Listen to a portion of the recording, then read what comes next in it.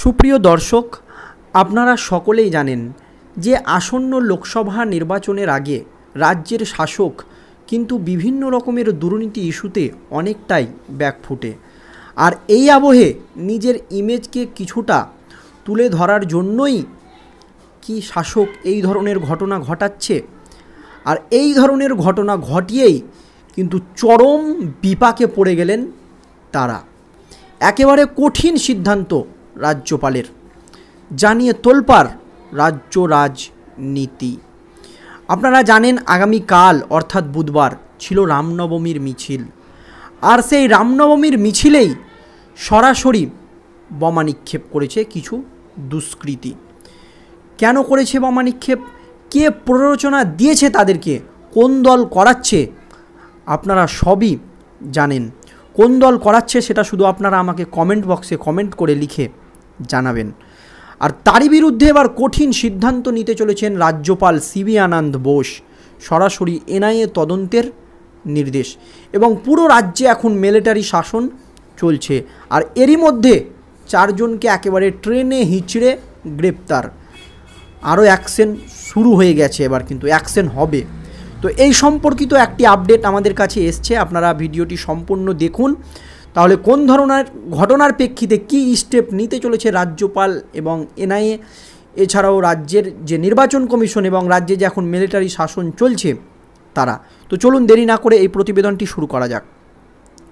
বুধবার বিকেলে মুর্শিদাবাদের রেজিনগরের শক্তিপুরে রামনবমীর মিছিলকে টার্গেট করা হয়।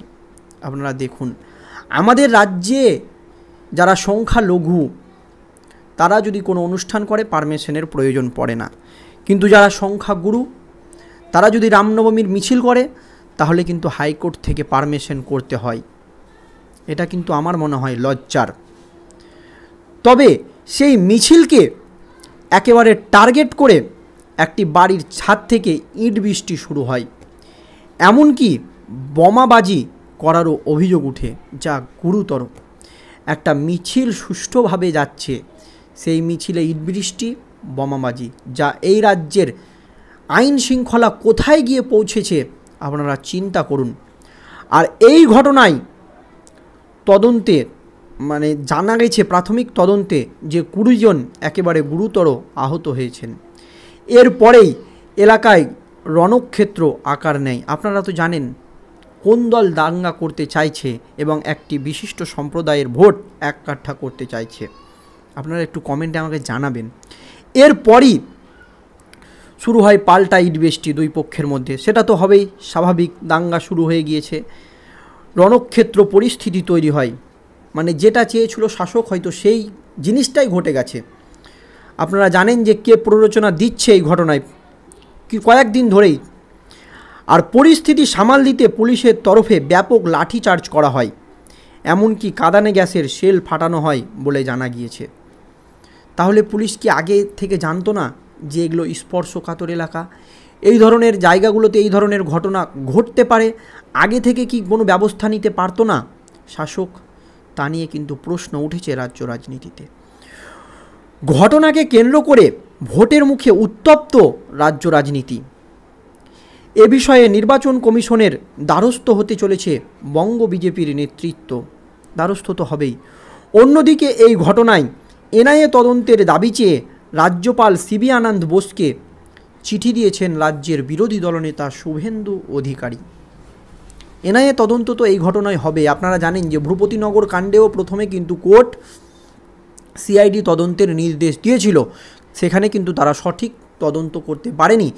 তখন কিন্তু আমাদের রাজ্যের যে শ্রেষ্ঠ যারা তদন্তকারী সংস্থা এনআইএ, তাদেরকে কিন্তু তদন্তভার তুলে দেয় কলকাতা হাইকোর্ট। তারপরেই কিন্তু আসল দোষীরা কিন্তু ভূপতিনগর কাণ্ডে গ্রেপ্তার হতে শুরু করেছে, বড় বড় মাথারা, আপনারা দেখেছেন। আর সেই ঘটনার পুনরাবৃত্তি এবার হতে চলেছে এই শক্তিনগরে, মুর্শিদাবাদের। নিরীহ মানুষকে বোমের আঘাত, লাঠির আঘাত, ঢিলের আঘাত যারা করেছে বা যারা প্ররোচনা দিয়েছে তাদেরকে কিন্তু শাস্তি পেতে হবে। বাংলায় হিন্দুদের উৎসবে আক্রমণ করে সাম্প্রদায়িক উত্তেজনা সৃষ্টি করা হচ্ছে, এই কথা বলেছেন বিরোধী দলনেতা শুভেন্দু অধিকারী। হিন্দুদের ওপর পাথর বোমা ছোড়ার ঘটনায় প্রতিনিয়ত ঘটছে। আপনারা দেখছেন এই ধরনের ঘটনাগুলো কিন্তু প্রত্যেকবারই ঘটছে। 2023 সালেও এমন ঘটনা ঘটেছিল রামনবমীতে, আপনারা জানেন। এমনকি এই বছরের শুরুতেই মুর্শিদাবাদের হিংসার ঘটনা ঘটেছে। মদত না দিলে কিন্তু এই ধরনের ঘটনা ঘটবে না। কোনো দল এদেরকে কিন্তু মদত দিচ্ছে যারা এই ধরনের ঘটনাগুলো ঘটাচ্ছে।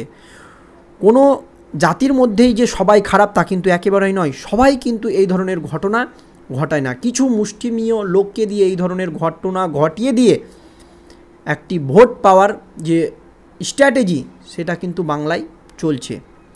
আর সেই স্ট্র্যাটেজিতেই কিন্তু আমরা সাধারণ মানুষরা হয়তো অনেকেই পা দিয়ে দিচ্ছি, বা একটা বিশিষ্ট সম্প্রদায়ের মানুষ পা দিচ্ছে, আরও সাধারণ মানুষ পা দিচ্ছে। সেটা কিন্তু একেবারেই উচিত নয়। এখান থেকে আমাদেরকে বুঝে শিক্ষা নিয়ে বেরিয়ে আসতে হবে। আর সেই একই ঘটনার পুনরাবৃত্তি বলে রাজ্যপালকে চিঠিতে উল্লেখ করেছেন বিরোধী দলনেতা, যে 2023 সালে যে ধরনের ঘটনা ঘটেছিল সেই ঘটনা কিন্তু আবার ঘটে গেল বাংলায়। এমনকি যারা পাথর ছুঁড়ল তাদের বিরুদ্ধে কোনো ব্যবস্থা হলো না, পাল্টা মিছিলকে লক্ষ্য করে কাঁদানে গ্যাস ছোড়া হয়েছে বলে অভিযোগ বিরোধী দলনেতার। যারা পাথর ছুঁড়েছে তারা তো কার লোক আপনারা জানেন, তার বিরুদ্ধে কোনো ব্যবস্থাই তো প্রথমে নেয়নি, পরে স্টেপ হয়েছে, পরে কিন্তু তাদের বিরুদ্ধে পদক্ষেপ হয়েছে। কি পদক্ষেপ হয়েছে আমরা জানব, কিন্তু প্রথমে কিন্তু কোনো রকম স্টেপ হয়নি। পরে বিরোধী দলনেতা শুভেন্দু অধিকারী এছাড়াও কেন্দ্রীয় স্বরাষ্ট্র মন্ত্রকের চাপে অ্যাকশন শুরু হয়েছে। দোষীদের আড়াল করার চেষ্টা হচ্ছে। দ্রুত এই ঘটনার তদন্ত এনআইএকে দেওয়ার দাবি জানিয়েছে নন্দীগ্রামের বিধায়ক। পাশাপাশি ঘটনাস্থলে রাজ্যপাল সিবি আনন্দ বোস যান সেই আবেদনও করেছেন বিরোধী দলনেতা শুভেন্দু অধিকারী।